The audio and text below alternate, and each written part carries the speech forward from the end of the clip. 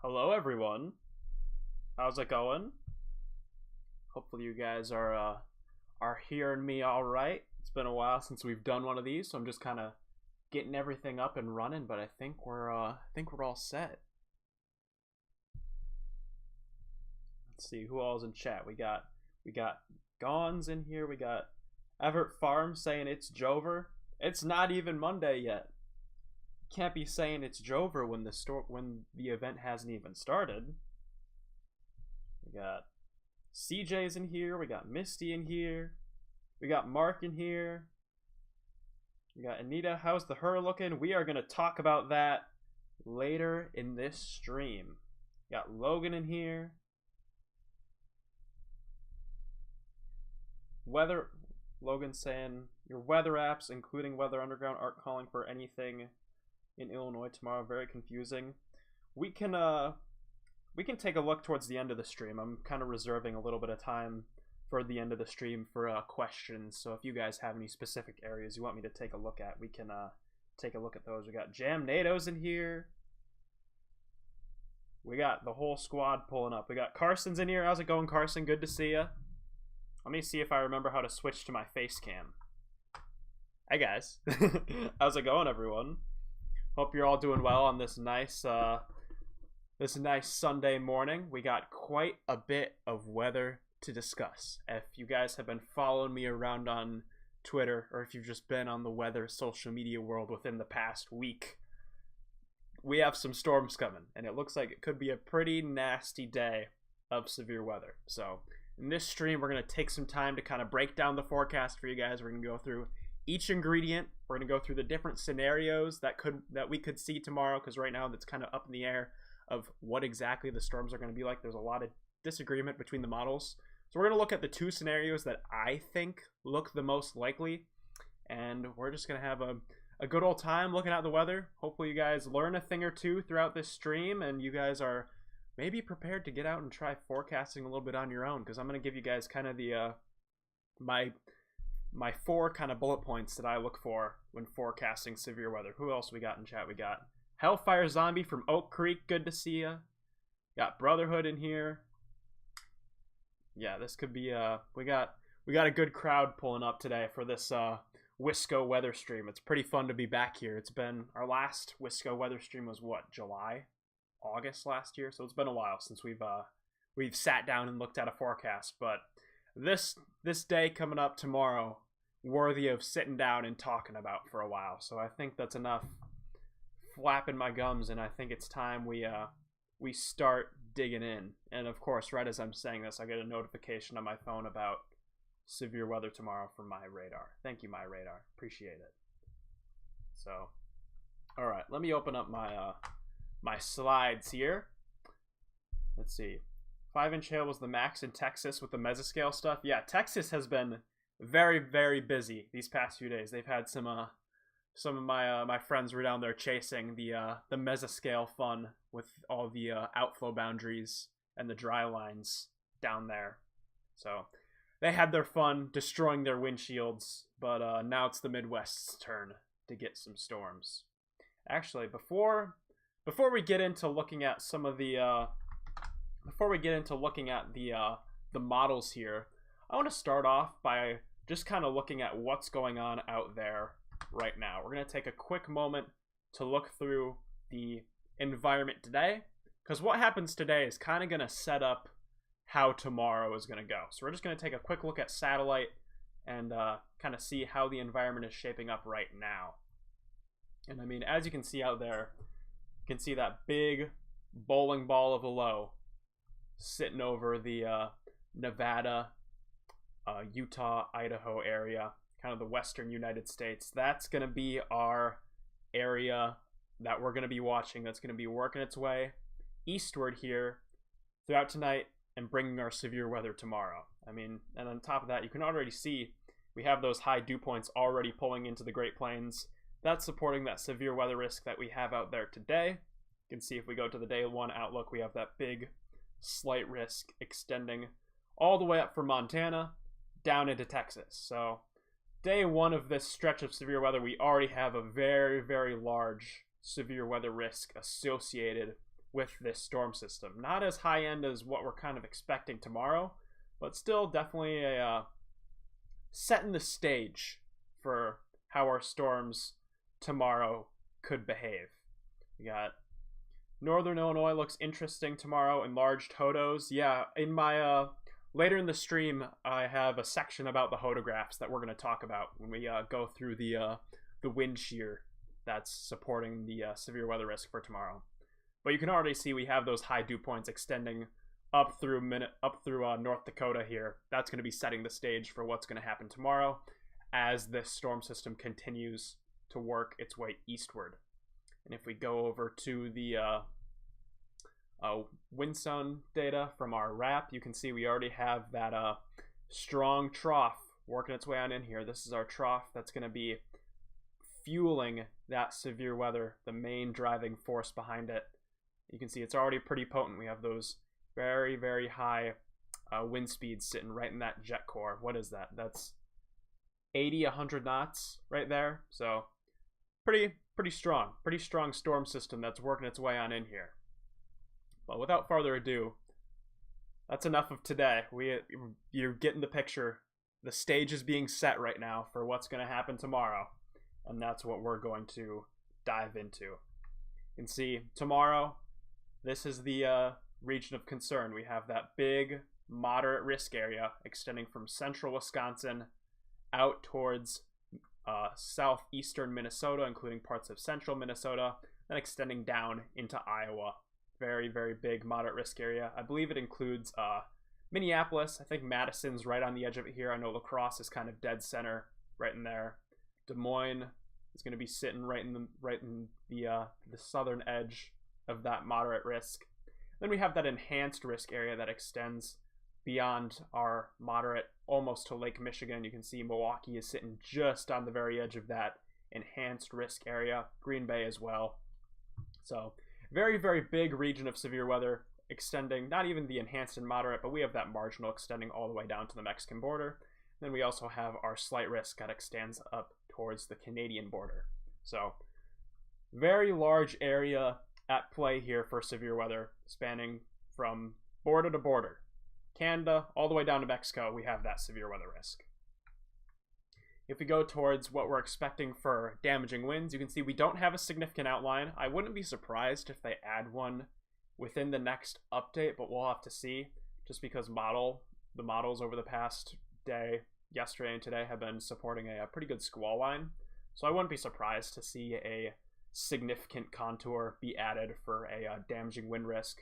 Well, you can see essentially what these risk maps that we're going to go through, what they mean is within this risk area. So take our 30% risk area. If you were to drop a pin at any point in here, say we drop a pin on La Crosse, basically what that means is within a 25-mile radius of that pin, there's a 30% chance of severe thunderstorm strength winds. And if that significant contour is in there, I believe that's 75-mile-per-hour winds for the significant contour. So that's what these risk maps that we're looking through is going to kind of means here. Basically, if you were to take this risk area, depending on the hazard, this case wind, drop a pin in there within a 25-mile radius of that pin, look at your probability. That's the probability of that severe weather hazard within that 25-mile radius. So yeah, you can see we have that big 30% risk area for damaging winds, taking up pretty much our entire moderate risk section. Then the 15 extends down from Canada down into the down towards central Texas, with that 5% spanning from border to border. Hail is another big concern for tomorrow. We could see some very large hail. You can see we have those black outlines. That means significant hail. That's 2 inches or larger, I believe. So we have that risk for hailstones up to 2 inches or greater. You can see we have those significant contours. Those stop just kind of north to the west of Madison, kind of go northward from there towards the border with the UP. Then from there we go westward, pretty much all the way down through central and southern Minnesota, and then a good chunk of Iowa, excluding that kind of Mississippi River section south of the Wisconsin border. That is not included in our significant hail risk but we do still have that 30% out there. And then that significant hail risk extends all the way down along our dry line, down towards Texas. So, yeah, another big concern, that very large risk for significant hail. And you can see, even if you're not in the significant hail risk, that chance for just general severe thunderstorm hail extends almost into Michigan here. You can see we have our 30% extends a little bit into the UP, stops just at the Lake Michigan shoreline. Then those 15 and 5% extend across Lake Michigan into Michigan itself, down into Illinois, Missouri, Oklahoma, Texas. Do I have CSU or NATOcast in your forecast? I do not. I'm not a fan of those models, unfortunately, CJ. I'm more of I'm an ingredients fan. I like to look at my ingredients and look at how they're coming together. That's how I do mine. You're going to see that here in just a bit when we go through my little checklist. It's a brief checklist, but it gives you a pretty good rundown of kind of the basic ingredients needed for severe weather. Then this is the big kicker that a lot of people are concerned about tomorrow, and rightfully so. We have a significant tornado risk. Pretty much most of Wisconsin is included in that significant tornado risk, whether it's the 10 or the 15%. And then that 10% extends across Minnesota, a good chunk of southeast Minnesota up towards central Minnesota, almost to the South Dakota border. A good chunk of Iowa is included in our significant tornado risk. A little portion of Illinois as well. Essentially, yeah. Long story short, big tornado risk for tomorrow. This is the driving force behind that moderate risk area. This is a tornado-driven moderate risk with that 15% significant contour. So we're going to see some very, very damaging storms tomorrow, potentially significant severe weather. And even outside of the significant tornado risk, that 5% risk area extends all the way down into Oklahoma, and the 2% goes all the way down into Texas. So very, very broad area at risk for tornadoes, hail, damaging winds, and then Midwest, especially Minnesota, Wisconsin, Iowa, really going to have to be on high alert for those significant severe weather hazards, strong straight line winds, hail 2 inches or larger, and the potential for significant tornadoes. Especially in Wisconsin, it's going to be a overnight threat with that tornado risk, so going to have to make sure you have a way to get alerts tomorrow afternoon. Got Sydney's in here. How's it going, Sydney? Good to see you. Glad you can make it out to the stream today. We already have 50 people in here. Hopefully you guys are enjoying this so far. If you're new to this stream, I want to try to make these forecasting streams a more frequent occurrence here on this channel. So if you're liking what you see so far, be sure to hit the like and subscribe button because it does help out the channel. Am I chasing tomorrow? I'm going to try my best to chase tomorrow. We're going to go through the scenarios because it all depends on kind of what scenario I think looks most likely. Because I would love to drive all the way out here towards our dry line where it's kind of a slam dunk, but I just don't have the time to make it all the way out there and back. So we're just going to have to see kind of what happens. But we'll go through that here in just a bit in due time. So this is our environment checklist that I like to go through. This is kind of a quick hitting 4-parameter checklist that I use when I'm forecasting. You can use this at home. This is just kind of a rough guideline of the ingredients needed for severe weather. I mean, there are more in-depth processes in each of these sections. With wind shear, you have tons of parameters you can go through. Same thing with lift, instability, there's tons of different parameters, moisture. But the ones we're going to go through today are kind of just the general overview. Basically, if you're just kind of looking for a broad area where severe weather looks likely, say you're like forecasting on your own and you're trying to make a map like this, where you're just trying to pick large sections where you think severe weather looks the most likely. This is kind of the 4 bullet point list that you can use. And I kind of switched it around a little bit just because I like to look at the forecast from top down, start at the top section of the atmosphere, because that's the driving force behind all the severe weather, and then work our way down the list from there. So I always start off with lift. Lift ties into wind shear. Then we go to moisture. Moisture ties into instability. So those are the parameters that I look for when we're going through a severe weather risk. And we're going to go through that list here right now. So, ingredients 1, we need something to lift the atmosphere. We need something to lift our water vapor throughout the atmosphere to trigger our storms. And the driving force behind that is this big section of strong winds in the mid-level of our atmosphere. This is the 500 millibar chart. This is the mid-level of the atmosphere. The 500 millibar layer is kind of the driving force behind the formation of these storms. I mean, you can go up as well to like 250, 200. That drives it as well. But I find the 500 millibar layer is kind of a good middle ground that gives you a pretty good idea of where the most lift is going to be available for severe weather. So you can see this. We have a large trough that extends all. If we go towards the end of the trough here, you can see it extends Canadian border pretty much down to Texas. That big, broad trough working its way across the country, dipping its way down towards the Mexican border and shooting northeastward. On top of that, it's moving pretty fast. I believe this loop goes from what? I think it goes from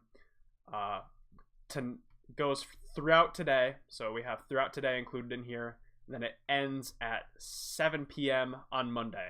So in not a little over a day's time, this storm system is going to traverse from the western half of the country all the way up to the Canadian border. So this thing is going to be moving pretty fast. That's going to be a pretty big driving force behind the types of storms we get tomorrow, is the speed of this trough. And because we have this big broad trough that spans such a large area, that means there's lots of divergence aloft. Essentially what that means is if we pause here, you can see that trough, those wind vectors kind of start splitting a little bit, especially once you get towards we call this the right entrance region of the trough. You can see those wind barbs. The northern half starts shooting a little bit northward. The southern ones start going a little bit southward. Essentially what that does is that kind of creates a void in that mid-level of the atmosphere. And when you have a vacuum, you need air to go in and fill it. That's basically, we have that region of low pressure that forms in there. Air has to fill that region of low pressure. So where does that pull from? It pulls from the surface. We have those ingredients at the surface that lift through the atmosphere, and that's kind of the trigger for our storms, especially with these boundaries that we have draped in here. That's the main forcing for this event. On top of that, these strong winds aloft are also going to help shape these storms. They're going to separate the inflow and outflow regions of whatever storms get developed, and that helps form supercells. Essentially, if you want to get a supercell, you don't want the storm to be raining on itself. You want a clear area where it can take in uninterrupted, kind of warm, humid fuel. That fuel is going to rise through the atmosphere, and then with those stronger winds in our mid-levels of the atmosphere, it's going to get pushed. It's going to tilt the storm, and those outflow winds are going to fall in a region where it's not interfering with the storm's inflow. So that's kind of the rough guidelines you need to form severe weather, or part one of it at least.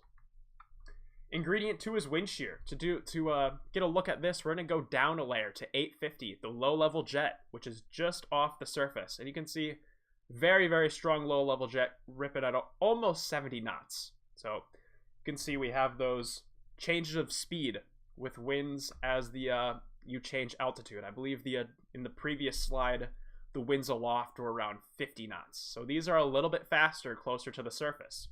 On top of that, these are moving at a different direction. That's going to help create spin in the atmosphere that these storms need. And it's close to the ground, right where these storms are going to be pulling in their fuel.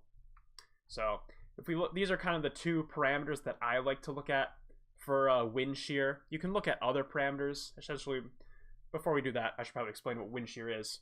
Wind shear is the changing of speed and direction with the winds as you change your altitude throughout the atmosphere. So right here close to the ground, the winds are kind of northward, moving very, very fast. If we go back to our previous slide with our trough, you can see they're a little bit slower, moving kind of more towards the east, helping to create that spin turbulence needed for severe weather. And I mean, you can see that with our next parameter here, 0 to 3 kilometer storm relative helicity. This is kind of a measure of the spin in the lowest 3 kilometers of the atmosphere, right where those storms like to take in their fuel. And you can see we have lots of spin available here across western Wisconsin, throughout eastern Minnesota, eastern Iowa. That's supporting that significant tornado risk that we have out there for tomorrow. And another tool we can look at is our forecast soundings. More specifically, this section of the forecast sounding. I know it was mentioned in chat a little bit ago, our hodographs.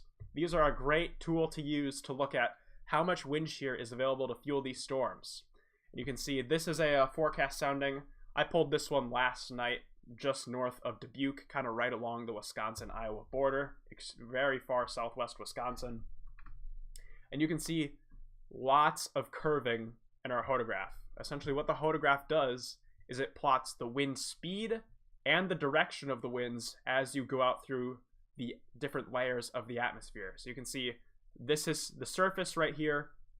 See, we have about 20, that's what, probably 25-ish knots of flow right up the surface.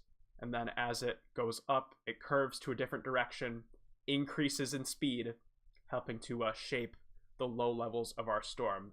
I mean, if you compare this, like if we get an isolated supercell tomorrow and you compare the two, the one I have pulled here is just kind of for an example. This is not a representation fully of what the storms will look like tomorrow. But you can see if we look at our hodographs, you can see that low level where that hodograph is kind of changing direction, kind of forming that hook shape over here. That corresponds to where it's going to be on the lowest region of our supercell, which is right at that hook echo. So you can see we have that hook echo there, kind of the hook shape on the hodographs. And then as you go up in altitude farther out, it becomes more linear, kind of goes out into a straight line, similar to what happens in real life. You get that more of a straight shape as you increase in altitude towards the supercell's core. So if you want a good way to look at how much wind shear is available for our storms, and we're seeing that right here, there's plenty of it.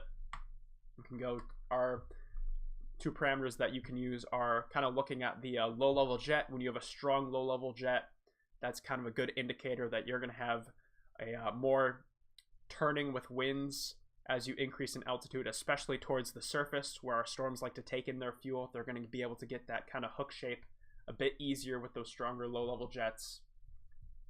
And then our hodographs are just kind of a tool we can use to confirm that. As you can see, within that region where our low-level jet is strongest, you can see we have that turning, a lot of turning with the our hodographs here in that lower level of the atmosphere.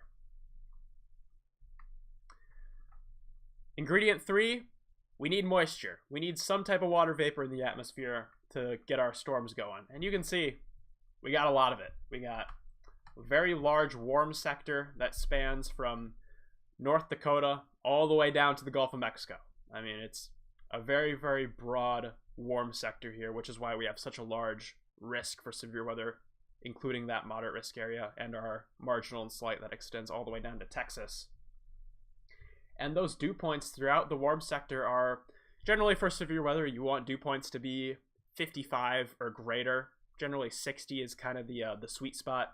And you can see we have dew points well over 60 degrees spanning the entire warm sector. I mean, we have 60s right in the far southeast corner of North Dakota. That spans all the way down towards the Gulf of Mexico, where it kind of increases to the 70s.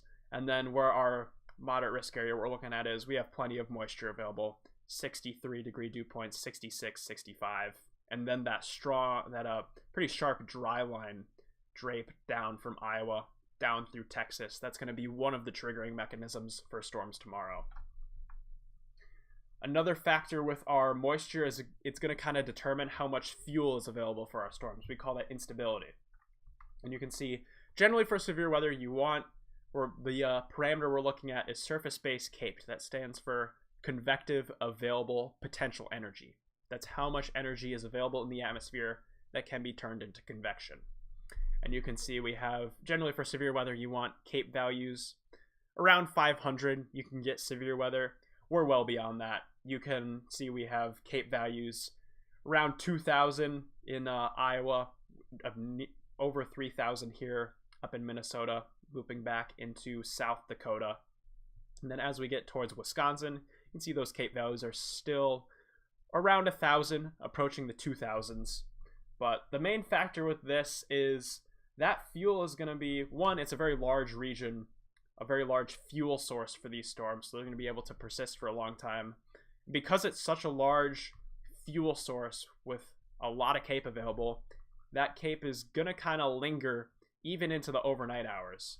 If we loop it here, you can see even as we go through overnight, which is generally when you expect severe weather to start to kind of wind down, you can see we still have cape values in that 1,000 joules per kilogram range, which is more than enough to support severe weather. One of the reasons why we're seeing that marginal risk region being extended out through Michigan and that enhanced risk area approaching the Lake Michigan shoreline here in Wisconsin, and that moderate risk well into western and central Wisconsin is just because that fuel is going to persist throughout the night, giving those storms plenty of energy even after the sun goes down to kind of keep pushing. So that was a lot we just went through. I know a decent amount of information to take in, but that's kind of the 4 basic ingredients that you need for severe weather. So before we continue with kind of the timing and the different scenarios that we expect with this severe weather, do we have any questions in the chat? I know we just went through quite a bit, so if anyone has anything you want to ask, now's the chance to do it before we move on. Am I going to be chasing this event? We're going to go into that here in just a second. I want to chase, but it all depends on kind of what scenario looks like is going to verify, just because I can't make it all the way out to the South Dakota border for this one. And of course I get an ad right when things are popping up. We got Anita with the cheese emoji. Always love the cheese emoji. Representing Wisconsin. I'm gonna give it just a second here to see if any questions trickle on in. I know on my end here it's a little delayed, so it might be a second before we see anything. What would the Twin Cities look like? I'm guessing you're referring to like precipitation wise would be my guess, which we're going to go into here in just a second. But if you want to look at kind of the parameters, like just the basic ingredients for the Twin Cities, you can see here's our map with all of our fuel. Yellow next to white dashed line on skew T. Do I think Milwaukee could be upgraded to enhanced? Maybe. I want to go back to our skew T. Yellow dash line. I'm not seeing a yellow dash. I'm guessing you're talking about this yellow dashed line right here. This one right here. This is another wind speed plot, just kind of showing the wind speed as the height increases here.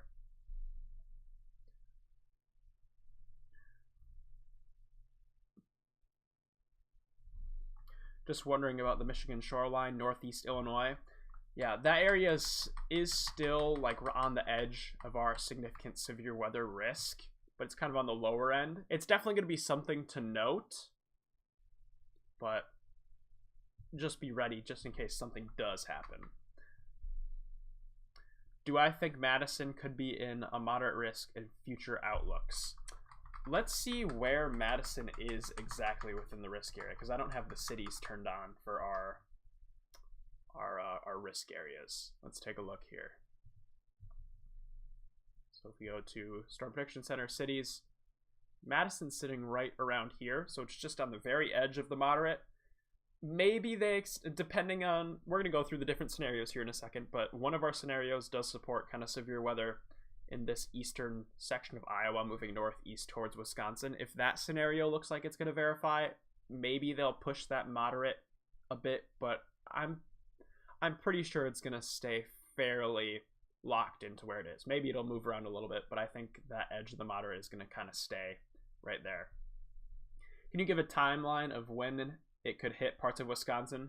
We're going to go into that here next, so don't worry. That's what we got on deck.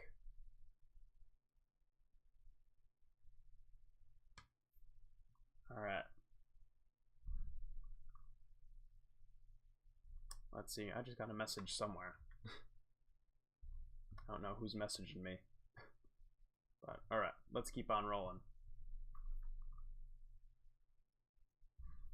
All right.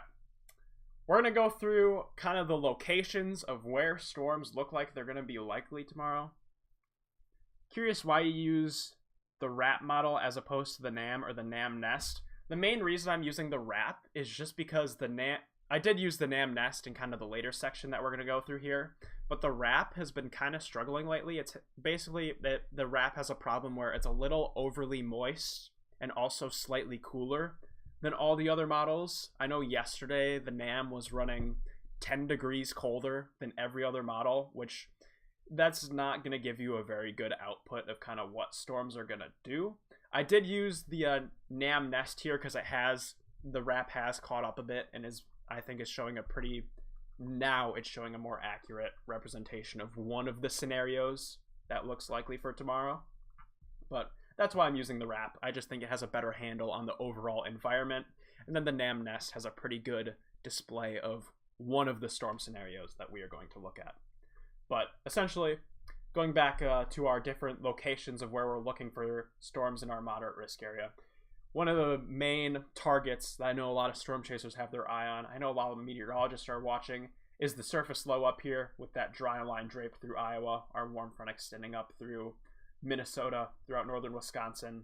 Kind of right in here, we have a lot of forcing at play with our trough kind of pushing right into that area to kick off our severe storms. And you can see we have plenty of fuel out there as well to give those storms the power that they need. I mean, you can see that right there with our trough. We have those winds 70 knots, approaching 80, punching right into that area where there's plenty of fuel and our boundaries at play that can help initiate storms. Another area that we're watching that's kind of a secondary target for severe weather. You can see on our Weather Prediction Center chart, they have this boundary draped from kind of along the Mississippi River throughout eastern Iowa, kind of extending up towards the surface low here. This is another area that we're going to have to watch for severe weather initiation tomorrow. If we look at our 500 millibar chart, you can see our pressure gradient lines. They get some squigglies in them. They have some squiggly marks. They're not as smooth and laminar as they are down south.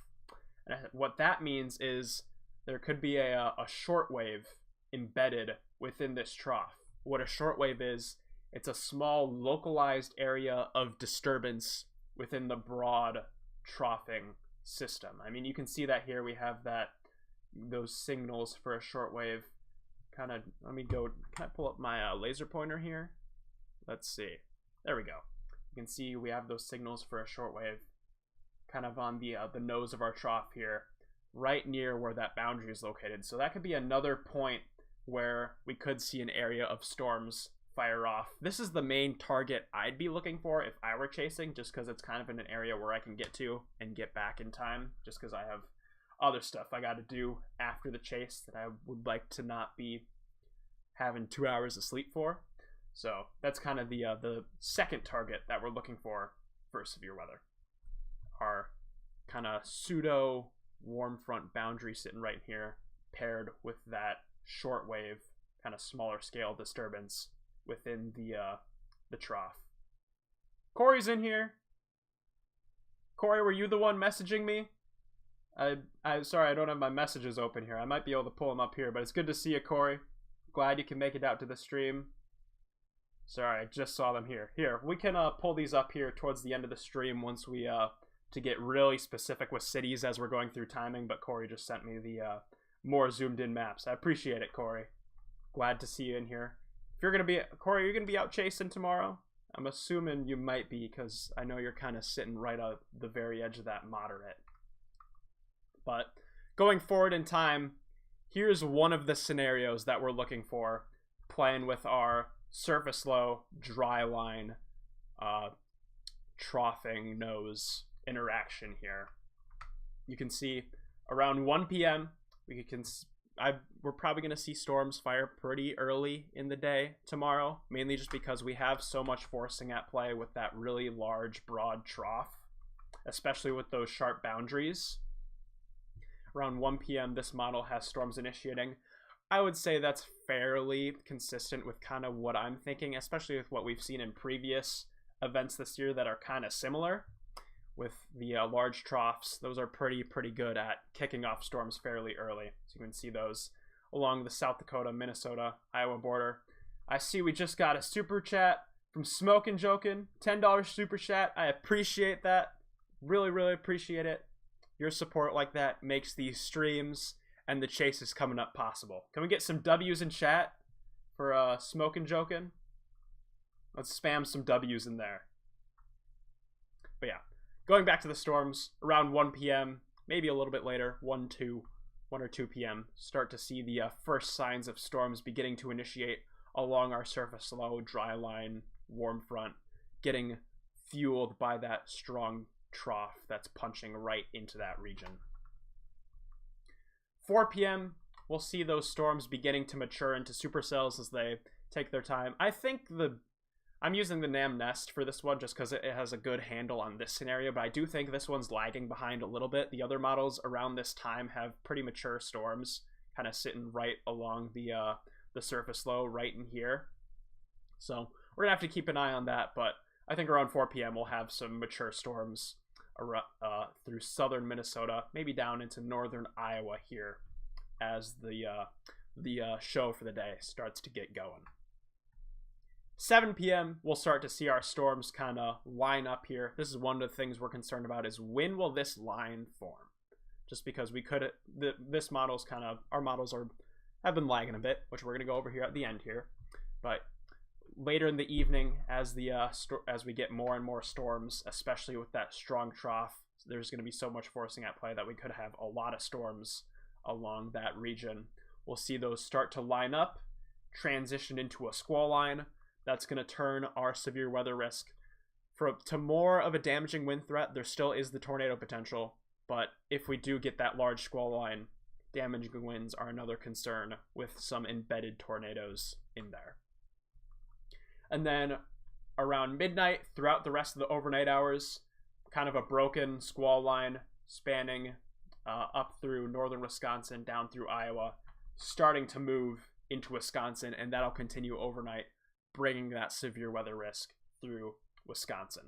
So that's scenario number 1. And with scenario number 1, one of the things we're concerned about is a nocturnal tornado risk. So one of the things that this is our 0 to 3 kilometer storm relative helicity. You can see around midnight, lots of shear sitting right where our storm is going to be in in western Wisconsin with this scenario. So that would support that nocturnal tornado risk with a few supercells kind of embedded within that greater squall line, bringing the chance for that tornado threat.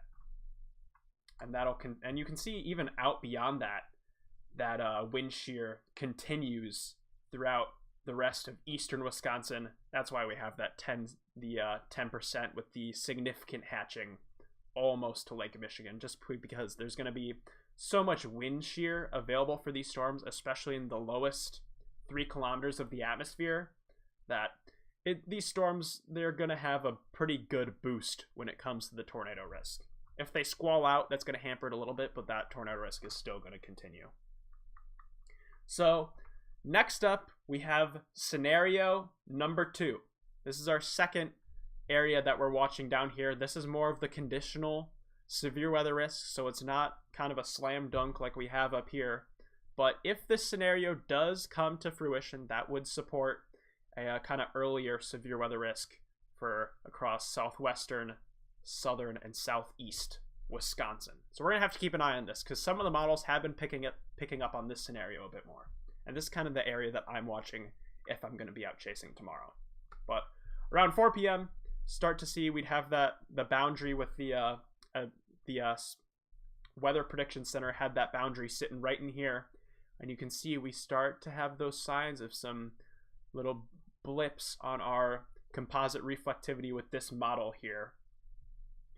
As we go forward in time around 6 p.m., if that scenario does verify, we'll start to see some supercells beginning to fire up here in eastern Iowa, moving northeast towards the Illinois, southern Wisconsin here, northern Illinois, southern Wisconsin, along that boundary, fueled by that shortwave embedded within the greater trough that we were looking at. You can see kind of mature supercells signaled here on this model.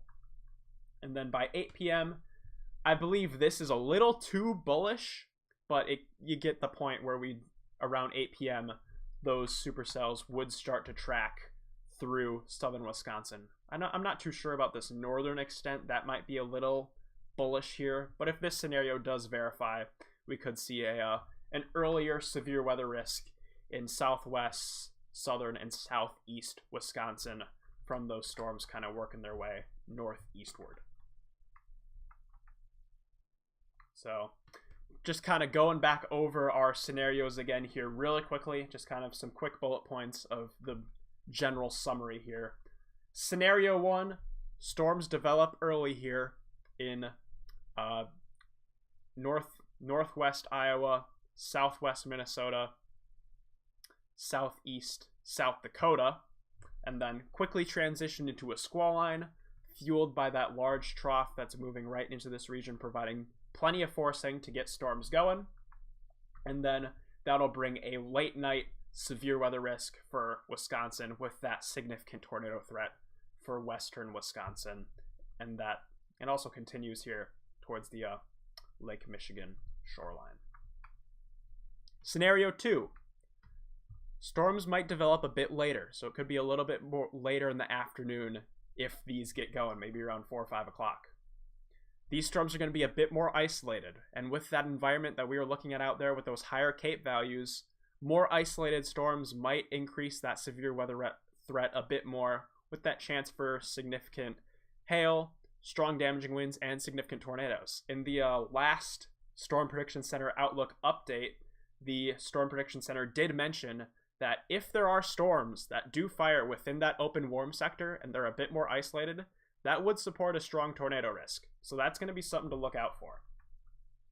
And then because these storms are developing a little bit later, but also closer to the Wisconsin border, that's going to provide more of an earlier chance for severe weather here in Wisconsin as those move northeastward. So that was quite a bit of information. We had 2 different scenarios that we just broke down with all the timing included. So before we move along here, do we have any other questions? I want to make sure that I'm getting to your guys' questions because we have quite a lot to discuss with this severe weather, and I'm sure there's a lot you guys are concerned about. I want to make sure I can answer as many questions as possible before we move along. But man, we have 100 people tuned in here. That is super, super awesome. I'm so glad to see all you guys tuned in here, ready to learn about the weather. If you want to see more of these streams, once again, like and subscribe button is the best way to support the channel so that we can make these possible. Let's see. Really hoping Sheboygan doesn't get any tornadoes. Yeah, Sheboygan, you're going to have to keep an eye out. But as we've seen, that significant tornado risk does extend pretty much through all of Wisconsin. So a good chunk of Wisconsin, be ready, because these storms could be packing a punch. HRRR shows nothing for Iowa tomorrow. That's one of the things we're going to talk about here before we conclude, is some of the problems with the forecast. And one of those problems is the discrepancies between the models, as you've said here with the HRRR not showing anything. So we're going to go over that here in a second. Anxiety kicking in for me. Yeah, this storm system, it can see, on paper, it can seem very, very concerning, but hopefully through understanding why these storms are occurring, where they're going to be, and how you can properly prepare for them, which is what I'm trying to help you with right now. Hopefully that can ease some of the anxiety so you're not caught off guard if storms do come a-knockin'. So say for whatever, say scenario 2, our more conditional scenario does verify. Say we do get a storm that does pop up right here, which may not happen. I know this northern half is more of a guarantee for severe weather, but this southeast section is more conditional. So it's possible that this doesn't happen. But say, for whatever reason, these storms were to pop up, you can go, oh, we talked about this yesterday. I kind of have a rough idea of the timing of what these storms are going to be doing. I can prepare for that.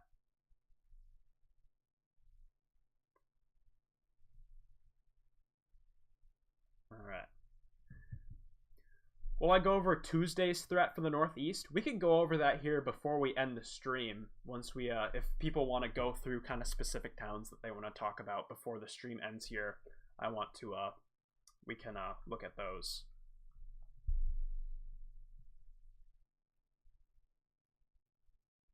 Is the Twin Cities going to be linear or single supercells? Twin Cities is going to be more, I believe that's going to be more of the squall line up here.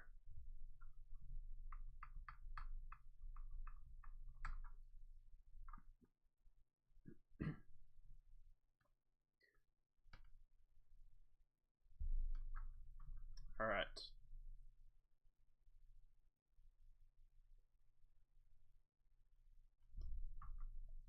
Not seeing any other questions in there, so we can go ahead and move forward, and if there are any other questions, we can answer them here at the end.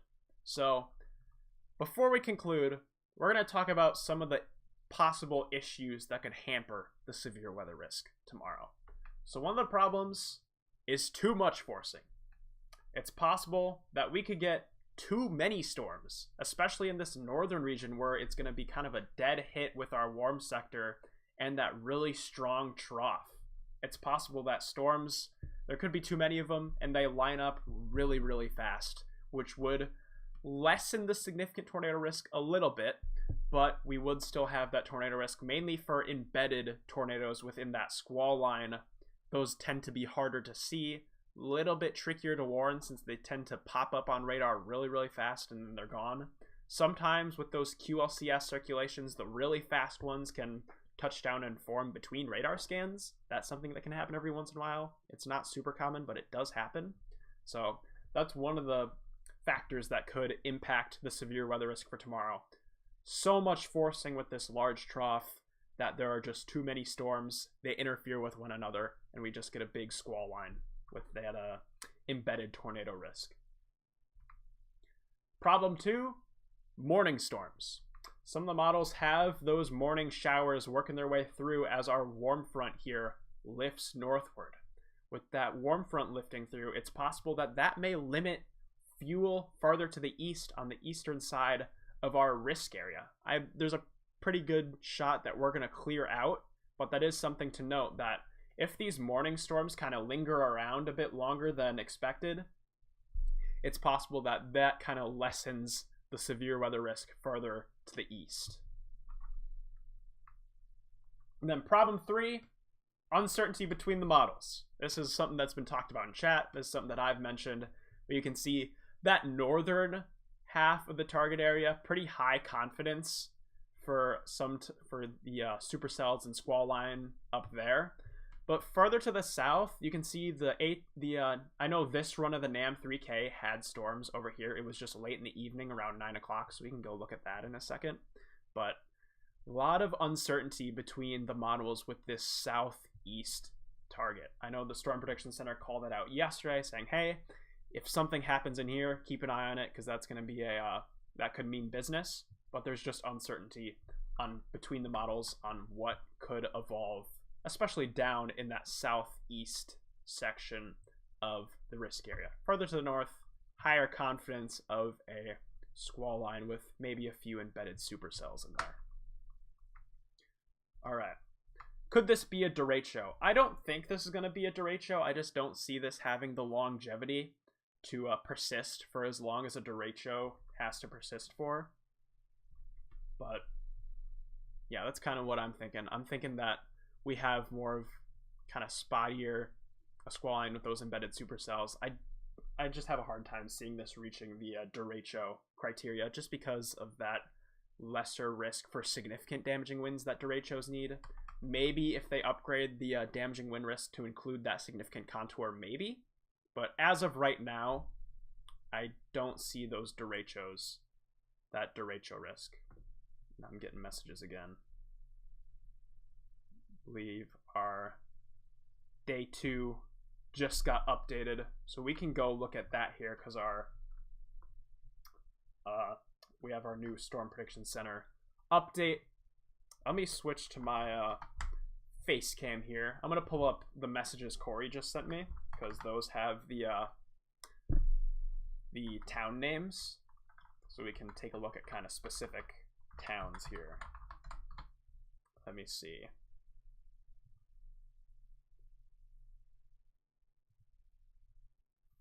So these are the maps that Corey just sent over. These are the updated Storm Prediction Center outlooks. You can see, let me go to the larger one. That moderate risk has been shrunk. You can see that southern half has been removed from the moderate risk area, so this southern half has been cut off more northward. But that moderate risk does still extend just to the northwest of Madison, up towards Wausau, off towards Minneapolis, and then down south towards northern Iowa. So this is the new moderate risk for tomorrow. And then can we go through, yeah, kind of focusing on southern Wisconsin here. You can see where that moderate risk we have kind of extending from Lone Rock, Portage, Westfield, and then northward and west from there. So that is the new moderate risk for tomorrow. And then also just got sent the tornado outlook. You can see that significant tornado risk does now extend all the way to the lakeshore just north of Milwaukee, a little bit into the UP, but pretty much all of Wisconsin is under some type of risk for or at least the significant tornado risk for tomorrow, especially overnight as that squall line kind of works its way on in here. So those are the new Storm Prediction Center outlooks. You can see them again here. That, as we were saying, that southern end of the risk area has been chopped off. You can see no significant wind contour for the damaging winds, still just a 30% chance for severe thunderstorm winds, not including the significant risk. And then that significant hail risk has been extended a little bit off towards the east here, still approaching the Wisconsin, Lake Michigan shoreline. I also think it got extended a little farther south. So those are the new day 2 outlooks that were just posted like just a few minutes ago. So yeah, before we wrap up, does anyone have any final questions before we end the stream here? I know some people were talking about specific towns. Do we have any specific towns that folks want to look at? I won't be able to get to all of them, but maybe we can go through a few.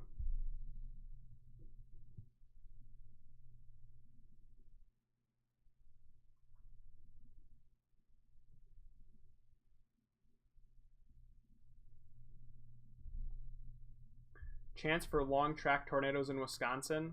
You can see we have that. Let's see. I know the Storm Prediction Center mentioned. We can read the new discussion and see what it includes here. Open warm sector development.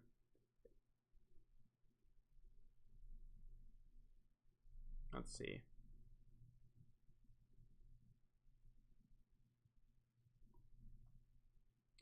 It's more of a mix of the primary threat. Cells may congealed into a linear cluster, especially near the warm front. A mix of hail embedded tornadoes is likely, with the latter increasing with the southern eastern extent during the late afternoon, owing to the strong low-level wind shear across southeast Minnesota, northeast Iowa, into western Wisconsin. So I'm not too sure about the long track tornado risk, but that significant tornado threat is still there just because we have so much wind shear in play.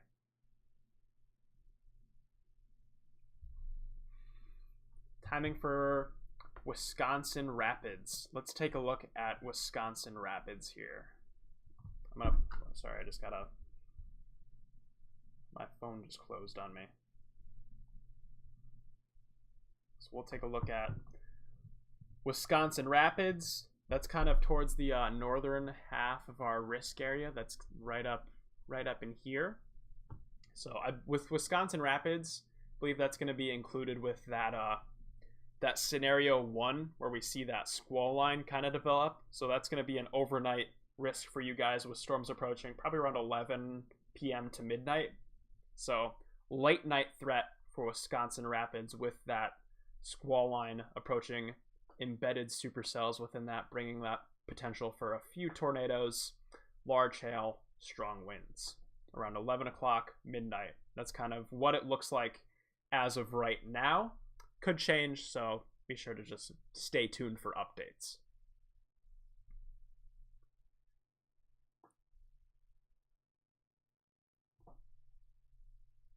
Let's see, we can look at Twin Cities next. Let's see, so Twin Cities, here's what we got for the Twin Cities. Once again, included with that squall line with scenario 1. Probably around 6-7 p.m. we'll see that it may extend a little farther north than this. Just this model is a little bit older, so it may extend a little bit farther up. But Twin Cities around 6-7 p.m. watch for that squall line again, knock on your front door, bringing that risk for large hail, strong winds, and a few tornadoes possibly embedded within that line of storms. 6-7 p.m. Oconomowoc, can take a look at our Oconomowoc here. Oconomowoc's kind of off in this region over here. That's going to be a really late night risk for severe weather for Oconomowoc. That's going to be past midnight, probably around 2 a.m. is kind of what I'd be thinking for the Oconomowoc region with if scenario 1 were to verify, with that larger squall line that moves through western Wisconsin and moves eastward around 2 a.m. for Oconomowoc for scenario 1 with that squall line. If we see scenario 2 verify, where we have kind of storms fire in eastern Iowa out here, then that'll be a bit of an earlier threat for the Oconomowoc area here in southeast Wisconsin, probably around 9-10 p.m. as those storms roll in. Monroe, once again, probably similar to Oconomowoc, will probably, if scenario 1 were to verify for Monroe, we'd probably see storms move in around 1 a.m., 2 a.m. for Monroe. If scenario 2 were to verify, where we get kind of isolated storms farther to the southeast, that would bring a severe weather risk earlier in the evening around 8-7 p.m.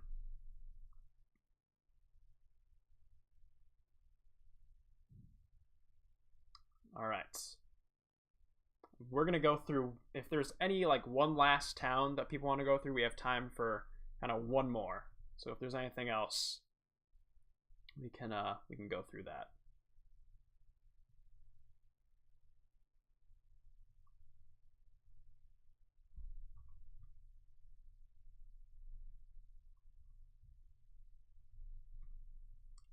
I'm also just going to pull up the new Storm Prediction Center outlook so you guys can take a look at it. That's our tornado risk.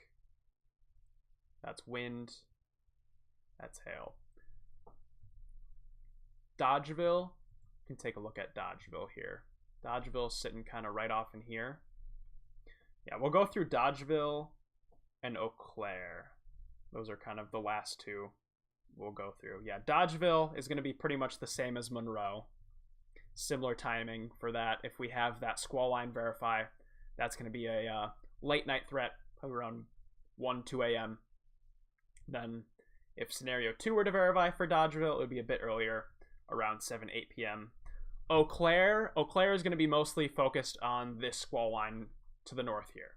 So Eau Claire could see that squall line knocking on their front door around 10-11 p.m. And then Sheboygan, off towards the lakeshore here, that's going to be past midnight, probably approaching very early Tuesday morning with that squall line if scenario 1 were to verify. And with scenario 2, Sheboygan could be looking at a bit earlier of a severe weather risk, maybe around 11 o'clock midnight if this scenario were to verify. All right. Hopefully that kind of answered your guys' concerns with the severe weather risk tomorrow. Once again, just kind of concluding, we have kind of 2 potential scenarios that we're looking out for. There's still some discrepancy between the forecast models. You're going to have to stay weather aware. Just keep an eye out for updates as this forecast evolves, because tomorrow could be a very serious severe weather day. I want to make sure that you guys are ready for it. So, where can you get updates? First off, your National Weather Service. You can go to weather.gov and just kind of click on whatever part of the map you want to look at, and that'll take you to that area's local National Weather Service office, and you can get updates through them. the Storm Prediction Center. We were looking at their outlooks earlier today. That kind of can give you the broad picture of the severe weather risk here. And then, of course, your local TV and radio meteorologists have got your back. They are well prepared for severe weather risks like this, and they will keep you updated. So those are the places that you can look for updates. I'll also be posting updates here on social media, whether it's on Twitter, Facebook, Instagram. I believe all those links are in the description down below. I'll also post a few updates here on YouTube on my community tab. So with that, I want to thank you all very much for tuning in here. We had around 100 people tuned into the stream today, which is just awesome. I'm so happy that all you guys tuned in today, that you're curious about these storms, you want to be prepared for them, and hopefully I can help ease some of the anxiety that might be coming up with the severe weather risk, because these storms can be scary, but knowing what they're going to do, preparing for them, understanding them can help ease that fear. So with that, I want to thank you guys very much for tuning in once again. It was an awesome stream. Glad we got to see so many folks from Wisconsin in here helping to get their communities ready, kind of staying weather aware as these storms work their way on in. I'm going to post a update on my community tab about streaming tomorrow, possible chase. Like I said, I can't make it out to the kind of bullseye off in southern Minnesota. That's just a little bit too far for me. So I have my eye on that eastern Iowa target. So if that verifies, I'll be out there. And even if it doesn't verify, I'm going to have my eye out for the potential of severe weather rolling through very late tomorrow night with that squall line. Maybe we can get something out of that. But yeah, I'll post an update about potential streaming and a storm chase at some point, probably later tonight, early tomorrow morning. So stay tuned for that. Stay tuned for updates once again on what this storm system is doing, because it's still evolving. We still don't have all the details. Hopefully this helped provide some insight of what we're looking at, and hopefully you guys are prepared for kind of what to expect for tomorrow. So with that, final goodbyes. Thank you all again so much for tuning in. It was a great stream today. Glad to see so many people hopped in to help keep their communities weather aware. And once again, stay tuned for updates. I'll see you guys later.